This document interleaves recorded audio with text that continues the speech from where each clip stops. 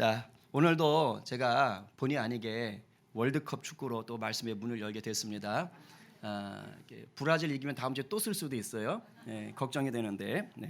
지난 금요일 밤 그 포르투갈 경기 보셨습니까? 정말 대단했습니다. 대단했어요. 정말 저희 가정은 또 제 사랑하는 아내가 토요일에 아침 일찍 새벽에 출근을 하셔야 돼서 그래가지고 아내는 또 주무시고 거실에서 이제 아이들하고 저만 보는데 볼륨을 크게 할 수는 없고 그래가지고 조그맣게 하고 막 함성은 지르고 싶은데 또 아내가 주무시니까 그러지 아 일으키면서 막 그렇게 해드렸어요. 그렇죠? 아마 경기를 못 보신 분들도 그 다음날 뉴스를 통해서 이게 뭔 일인가는 보셨을 거예요. 난리가 났어요. 난리가 났어 그야말로. 근데 포르투갈은 우리가 앞서서 두 나라하고 경기했지요. 우루과이, 가나하고 그 두 나라보다 객관적 실력이 더 좋은 팀이에요. 피파 랭킹 9위입니다. 포르투갈은. 그리고 그 포르투갈에는 우리가 잘 아는 아주 세계적인 선수가 있잖아요. 심지어 손흥민 선수의 우상이라고 했던 호날두 선수가 있었습니다. 그리고 경기에서도 나왔어요. 그죠? 정말 굉장하죠. 그리고 우리나라는 앞선 우루과이하고 가나하고 경기할 때 이겼습니까? 아니 못 이겼습니까? 못 이겼어요. 그러니까 앞선 두 나라하고 경기할 때 못 이겼고 그리고 포르투갈은 더 강한 나라고. 그러면 이게 논리적으로 상식적으로 생각할 때 야 이거 이기기 힘들겠다. 앞에서도 못 이겼는데 그런 생각 들 거 아닙니까? 그런데요. 후반전 그것도 추가 시간에 역전골로 이긴 겁니다. 기적 같았죠. 그렇죠? 거기다가 우루과이하고 원래 승점은 같았지만 골이 더 많아가지고 또 16강전에도 올라가는 그런 은혜가 임했잖아요. 그게 막 선수도 울고 관객들도 울고 그죠? 저같이 삐쩍말을 한 관객은 또 우통을 왜 벗었는지 제가 민망하더라고요. 저를 보는 것 같아서. 그래가지고 막 울고 불고 난리가 난 거예요. 너무 진짜 막 부흥에 참여한 것 같은 은혜가 있더라고요. 이러면 안 되는데 참 기뻤어요. 근데 전문가들이 예측을 했대요. 자, 저 코리아라는 나라가 과연 16강에 올라갈 수 있는 확률이 몇 퍼센트나 될까? 들어보셨어요? 9%랍니다. 9%. 그러니까 포르투갈이 피파 랭킹 9위인데 9%밖에 안 돼요. 올라가기 힘들잖아요. 근데 우리나라가 그거를 100%로 만들어 버린 거 아닙니까? 굉장했죠. 근데 이날 이 경기는 사실 더더욱 부담이 컸던 경기였어요. 왜 그렇습니까? 감독이 없어. 벤투 감독이 지난 경기에서 막 감독한테 대들다가 너 퇴장 해가지고 레드카드 받았잖아요. 아니 감독이 축구 경기에 지도를 못하는 더군다나 동네 축구도 아니고 월드컵 축구에 감독이 빠졌어요. 5년간 함께했던 감독이 빠진 겁니다. 이게 말이 되겠어요? 이거 얼마나 침울합니까? 거기다가 뭐 K 괴물이라는 별명을 얻어버린 정말 만점에 가까운 수비라던 김민재 수비수도 이게 또 부상으로 못 나왔잖아요. 야, 그래가지고 이건 정말 암울하구나. 이건 대참사구나. 야, 초대형 악재가 벌어졌구나. 막 이랬단 말입니다. 근데 이런 상황 속에서도 이런 암울한 상황 속에서도 결과론적으로 이 악재가 뭐가 됐습니까? 복이 됐더라는 거예요. 그만큼 선수들이 죽을 각오로 경기에 임했던 겁니다. 왜? 상황이 너무 안 좋으니까. 이제 물러설 수가 없다. 죽기 살기로 뛰자. 이래가지고 오히려 좋지 않은 상황이 복이 됐더라 이 말이에요. 특히 이 기적의 정점은 뭡니까? 교체 선수로 나온 누굽니까? 오늘 우리 황 씨가 있던가 가만. 황 씨 있나요, 황 씨? 의완이는 군대가 있군요. 군에 있는 황희완이 축복할지어다. 이 황희찬 선수가 나와서 역전골 아닙니까? 근데 이것도 참 신기했어요. 벤치에 있는 감독이 이렇게 저 황희찬을 보내라 이거 한 게 아니래요. 이 선수는 몸에 부상이 있어서 대표팀으로 왔는데 앞에 두 경기에 출전을 못했어요. 그리고 포르투갈전도 출전할지 안 할지 미주세였습니다. 왜? 몸이 안 좋으니까. 그런데 감독 대신 경기를 지도하던 그 코치가 이제 후반전에 도저히 안 되겠다 싶으니까 그냥 코치 재량으로 이 부상이 아직 있는 이 선수 황희찬 선수를 내보낸 거예요. 그러더니 막 휘젓고 다니더니 마지막에 그냥 절묘하게 그죠? 손흥민 선수 패스를 받더니 그걸 딱 넣었지 않습니까? 근데 우통을 왜 벗었나 몰라. 그렇죠? 근데 정말 이러면서 그 재앙과 같은 그 끔찍했던 상황이 변화해서 복이 되더라 이 말이에요.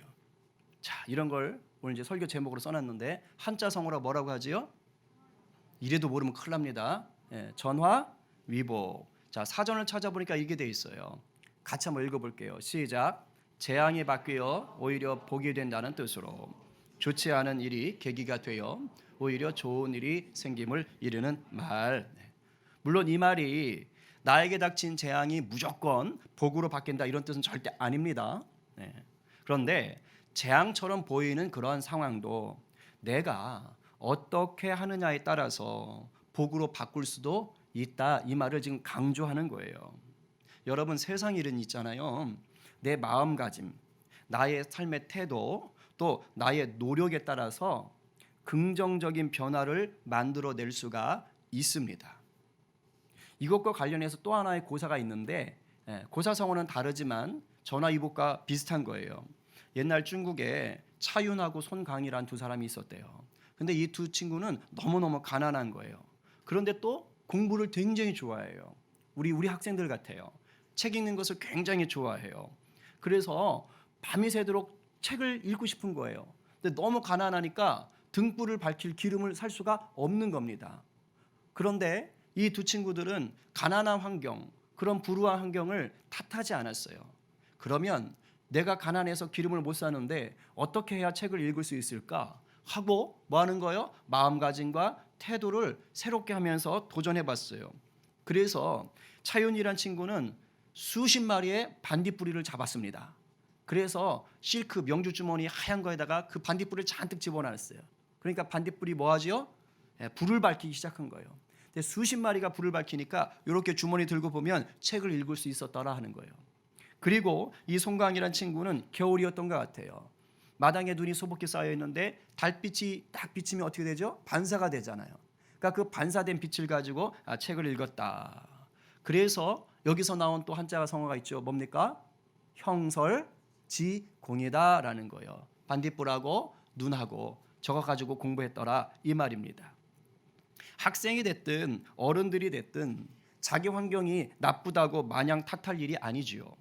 내가 어떻게 하느냐에 따라서 나쁘게 생각하던 환경도 나를 성장하게 하고 복되게 하는 통로로 이용할 수가 있습니다. 나의 선택이 화를 복으로 바꿀 수 있다는 거예요. 그러니까 결국 저 형설지공이라는 것도 전화위복을 얘기하는 거예요. 가난이라는 불우한 환경을 내가 낙심하지 않고 그 속에서도 내가 복받을 수 있는 길을 찾아내더라 이 말이지요.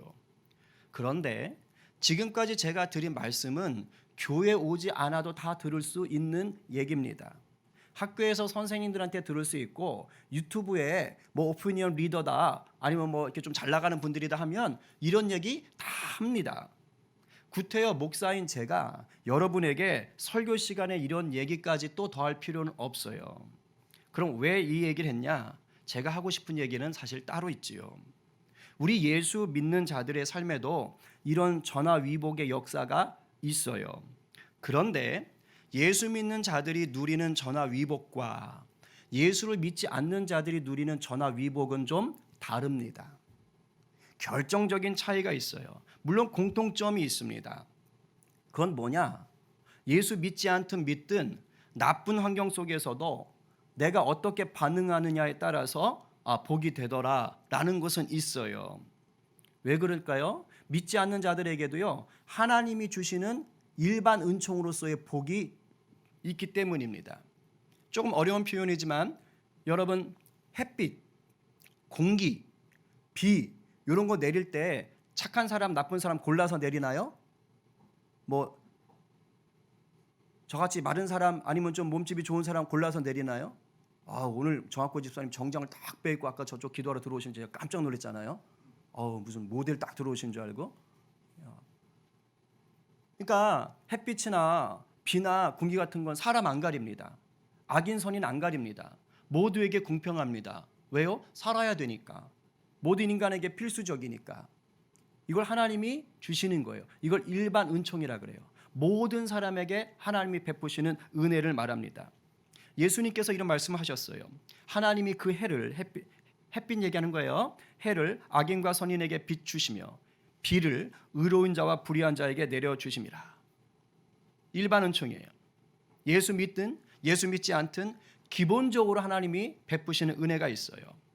그런데 이 햇빛이라든가 비라든가 공기 외에도 전화위복을 만들어내는 내 자신의 삶의 태도도 일반 은총에 해당합니다. 예를 들어 긍정적인 마음, 성실함, 정직함, 인내심, 모험심, 이런 거 갖고 있으면 환경이 나빠도 그거를 선한 환경으로 복으로 바꿀 수 있어요. 가능성이 높아요. 가능성이. 왜 그러느냐? 우리 하나님께서요, 모든 인간들 마음에 긍정적 마음, 또 성실함, 정직함, 인내심, 모험심 등은 좋은 것으로 주시는 거예요. 하나님이 기뻐하세요. 그래서 그러한 품성을 갖고 그런 걸 개발하는 자에게 하나님은 복 주시기를 기뻐합니다. 이건 예수 믿든 안 믿든 상관없어요. 모두에게 주시는 거예요. 자, 그런데 이제 차이가 있어요. 일반 은총만으로는 절대 구원을 얻을 수가 없습니다.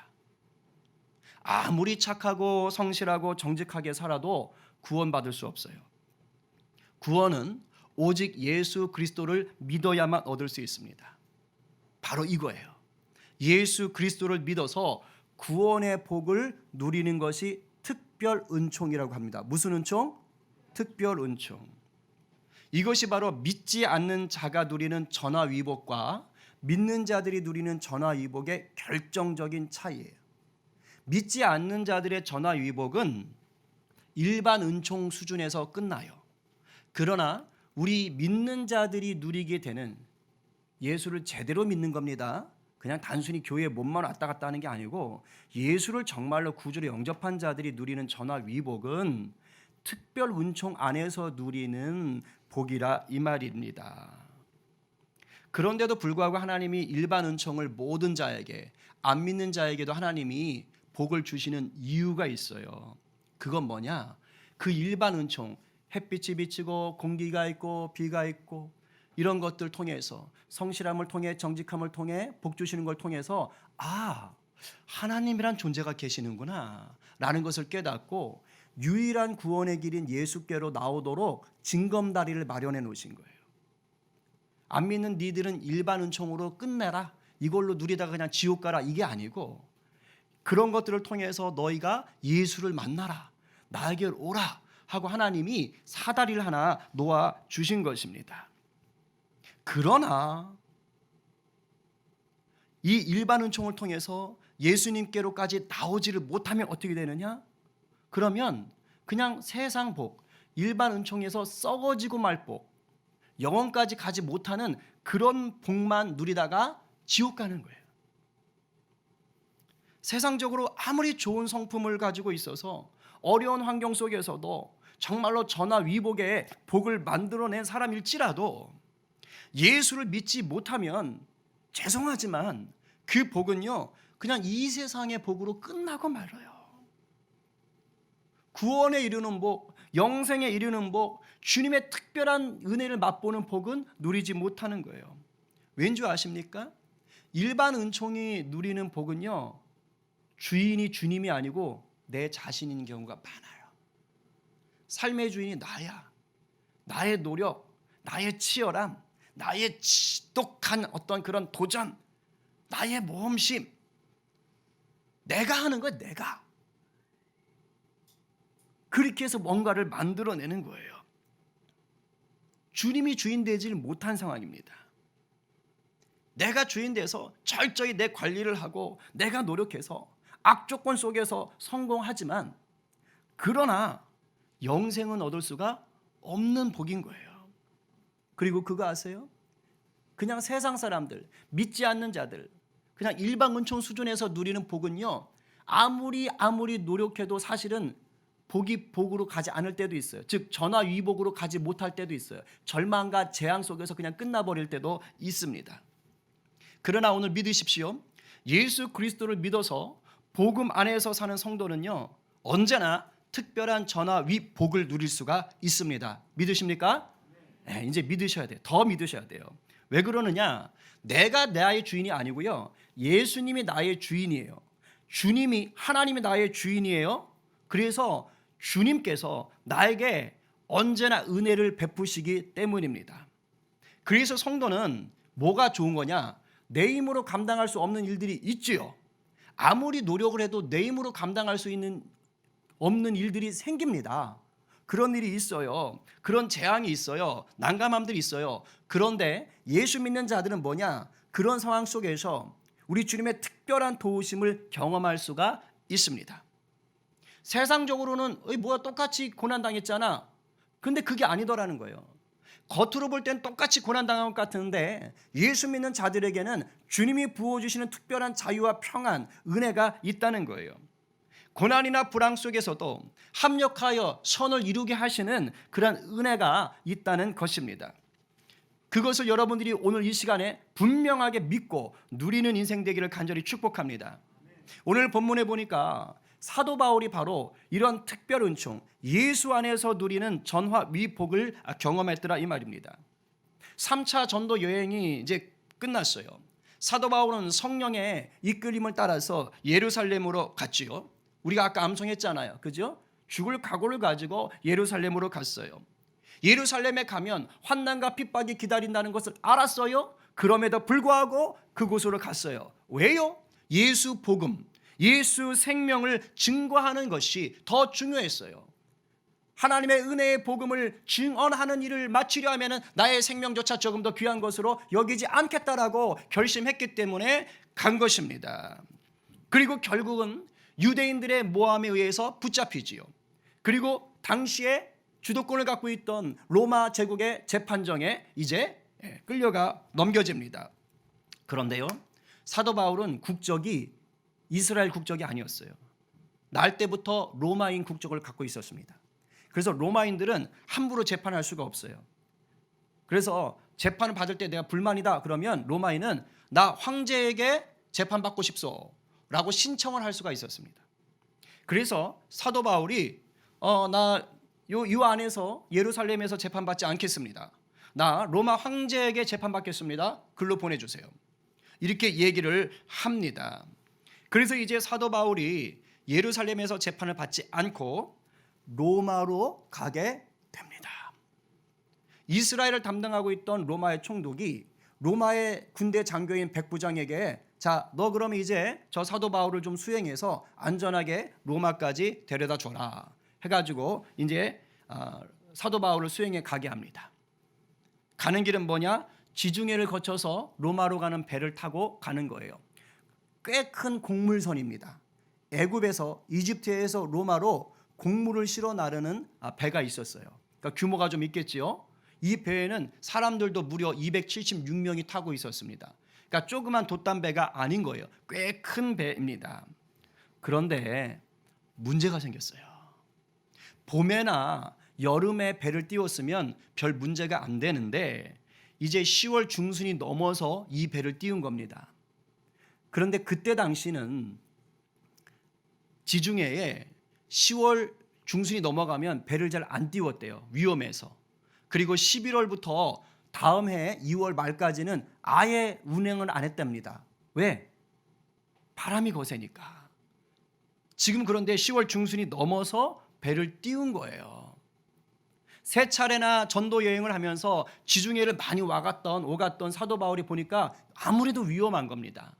그래서 배에 있는 사람들한테 얘기를 합니다. 여러분, 제가 보니까 이번에 배 띄웠다가는요, 우리 배에 있는 물건들, 그 다음에 이 배에 나아가서 우리 생명까지도 큰 위험에 처합니다. 큰 손해가 있을 것 같아요. 그러니 이번에 배를 좀 띄우지 말지요. 그냥 내년에 갑시다. 이렇게 지금 얘기를 한 겁니다. 그런데 사도 바울은 결정권이 없어요. 그 배의 결정권은 누가 갖고 있느냐? 아까 그 로마의 장교 백부장이 있어요.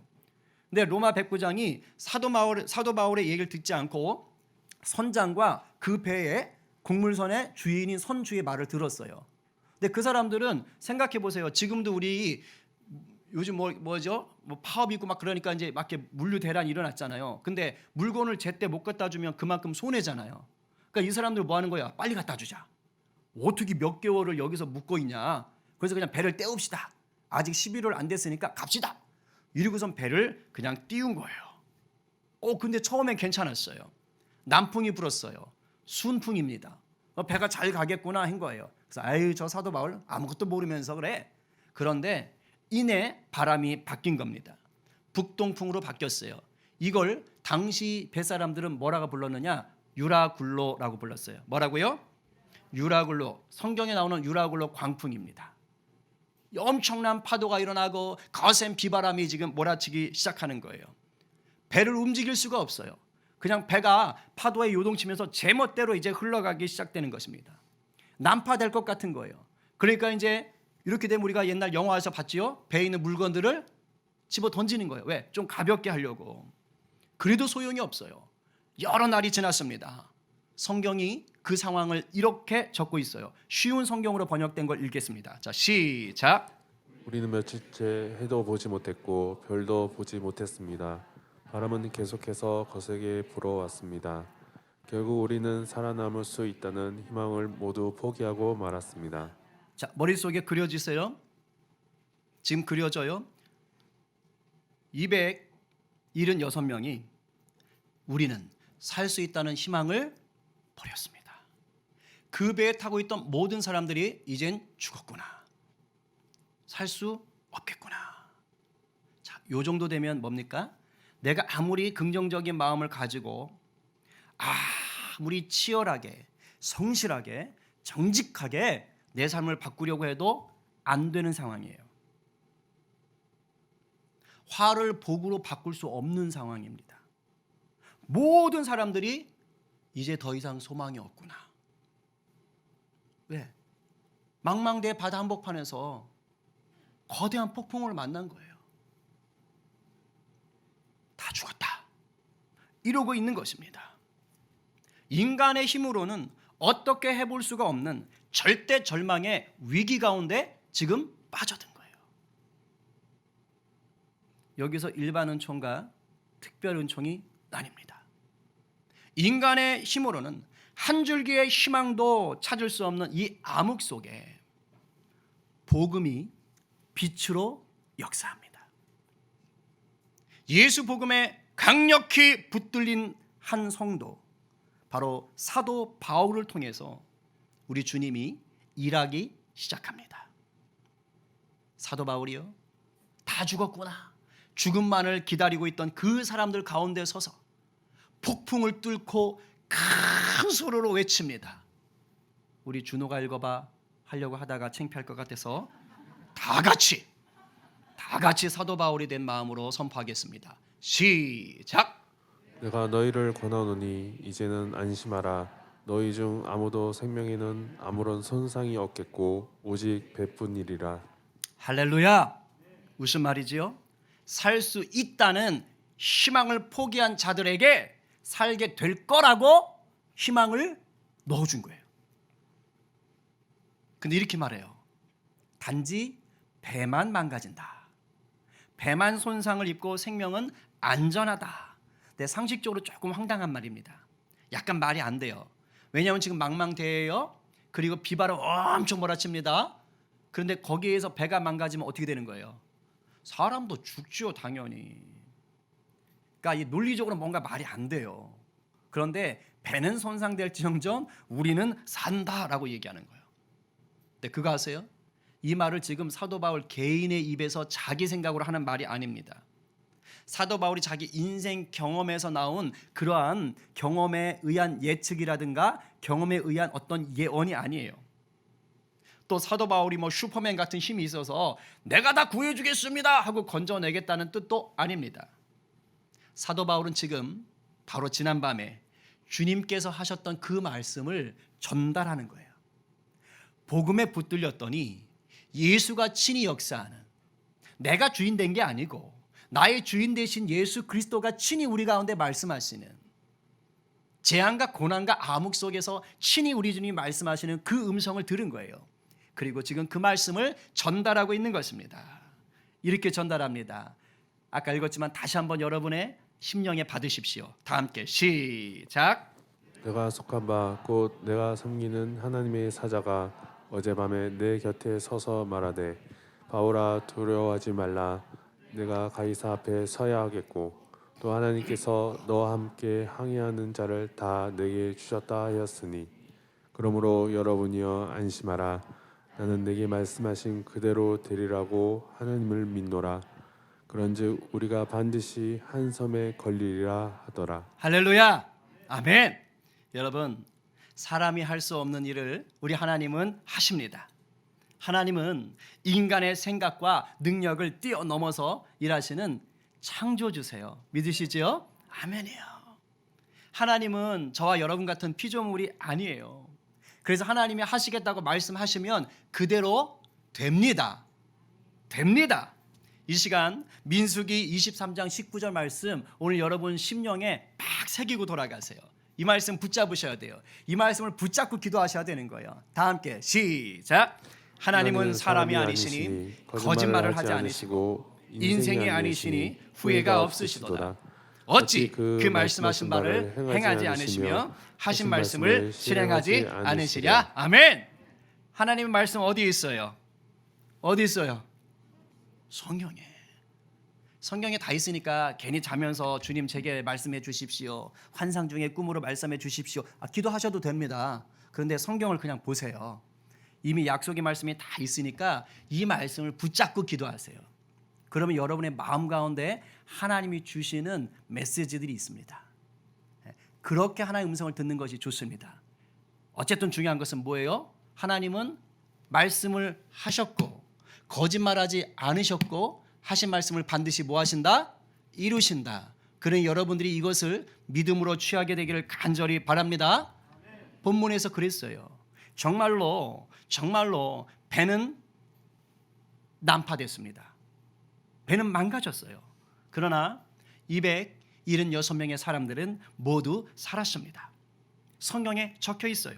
그리고 오늘날 우리가 몰타 섬이라고 부르는 성경엔 멜리데라는 섬에 상륙을 하게 됩니다.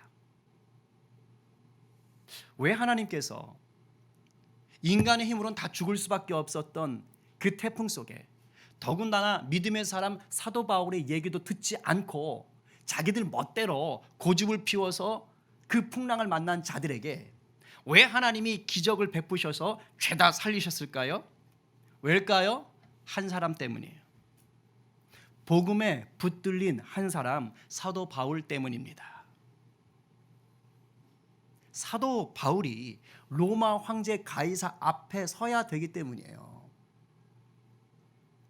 표면적으로는 로마 황제 앞에 서서 재판을 받아야 하기 때문인 걸로 보입니다. 그러나 진짜 의미는 달라요. 로마는 당시 세상의 중심이었습니다. 자, 그렇다면 사도행전 1장 8절이 사도행전 전체를 끌어간다고 했지요? 신약시대 전체를 끌어간다고 했지요? 오순절 성령의 역사로 예루살렘에서 교회가 시작되고 복음의 행진이 시작되었습니다. 예루살렘에서 어디로? 빨리 나와야죠. 유다로, 유다 찍어야지. 유다로, 그 다음에 사마리아로, 그 다음에 땅끝까지. 그러면 지금 사마리아까지 다 치고 나갔잖아요. 이제 어디까지 가야 돼요? 당연히 세상의 중심인 로마까지도 주의 복음의 행진은 가야 되는 것입니다. 로마 황제 가이사 앞에 서겠다는 건 뭡니까? 세상의 중심의 인간의 왕이라는 로마 황제 앞에서 바로 예수 생명의 복음이 증거되어야 한다, 이것이에요. 하나님이 이것을 위해서 누구를 사로잡은 거예요? 사도 바울을 복음으로 사로잡으신 겁니다. 하나님은 복음을 위해 목숨도 아끼지 않는 이 한 사람 바울을 위해서 그 배에 있던 많은 275명의 사람들을 같이 살려놓으신 거예요. 그래서 헛된 우상을 섬기며 세상에 있는 소망이 전부인 줄 알고 있는 그런 불쌍한 자들에게 너에게 진짜 소망이 있다, 하늘의 소망이 있다, 영원한 소망이 있다라는 것을 지금 보여주시는 것입니다. 세상에서 끝나고 말 전화위복이 아니라 영생까지 이어지는 전화위복인 복음을 붙잡을 수 있도록 우리 하나님이 바로 사도 바울 한 사람으로 인해, 복음에 붙들린 한 사람으로 인해 이 역사를 행하고 계신 거예요. 여러분은 지금 어떤 복을 추구하고 사세요? 세상적인 전화위복인가요? 그냥 여러분의 힘으로 한번 땡겨볼 수 있는 그런 복인가요? 아니면 복음이 주는 전화위복인가요? 복음이 주는 전화위복은 예수 그리스도를 나의 구주 삼고 내 삶의 온전한 주인으로 믿을 때만 누리는 겁니다. 그냥 교회 왔다 갔다 해서는 안 돼요. 그냥 교회 다니는 착한 사람으로 사시면 세상적인 전화위복의 끝입니다. 그러나 예수를 주인 삼은 자, 예수를 구주 삼은 자는요, 하늘로부터 부어지는 영생의 전화위복을 누리는 거예요. 김동호 목사님이 하셨던 말씀입니다. 간증 비슷하게 하셨던 건데, 그 목사님이 어릴 때 아마 중학교 때 정도, 우리 중학생들 정도 때 친구가 그랬대요. 야, 이제 김동호 목사님 청소년 때죠. 야, 나는 도저히 예수님을 믿을 수가 없어. 성경에 있는 이야기를 믿을 수가 없어. 야, 어떻게 사람이 무리를 걸어가냐? 어떻게 사람이 무리를 걸어가? 야, 그리고 어떻게 물고기 2마리 떡 5개로 5,000명을 먹여? 아이, 말이 안 돼, 말이 안 돼. 그리고 어떻게 사람이 십자가에 달려 죽었는데 더군다나 사흘 동안 무덤에 있다가 어떻게 다시 살아나냐? 야, 이게 말이 되냐? 아유, 성경 다 가짜야. 가짜야. 근데 그때 그 얘기를 들었던 그 중학생 정도밖에 안 됐던 그 김동호 목사님, 그 어린 나이에 뭐라고 대답한 줄 아세요? 이렇게 대답했답니다. 그러니까 예수님이지. 그러니까 예수님이지.